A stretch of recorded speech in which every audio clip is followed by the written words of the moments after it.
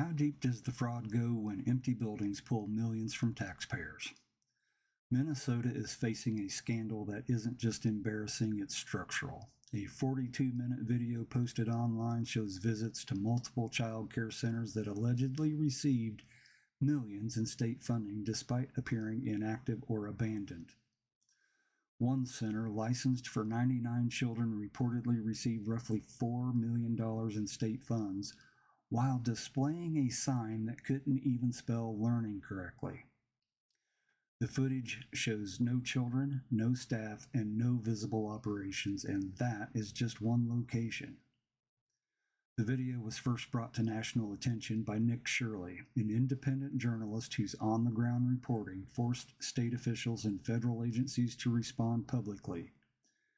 Without his documentation, this story would still be buried in audits and quiet memos. Instead, it's now a statewide reckoning shared tens of millions of times. Governor Tim Walz's office is pushing back, insisting he spent years trying to crack down on fraud and strengthen oversight. His team points to investigations into multiple facilities, outside audits, and program shutdowns, and federal prosecutions tied to broader social services fraud in the state.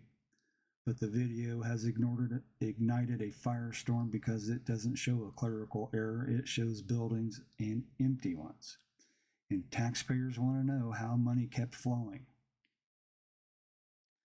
The political fallout is immediate. High-profile figures from Vice President J.D. Vance to House leaders like Tom Emmer and Representative Mike Lawler to voices like Elon Musk are demanding accountability, arrests, and congressional hearings. Critics argue the system has been so loose, so unmonitored, that fraud became the predictable rather than the exceptional. And defenders of the governor say he's being targeted for finally confronting a problem that predates him. But the core question isn't partisan, it's operational. How does a state distribute millions to facilities that appear inactive? And how does a licensing system approve centers that show no signs of life? And how many other buildings in Minnesota or across the country are quietly collecting taxpayer money without providing the services they're funded to deliver?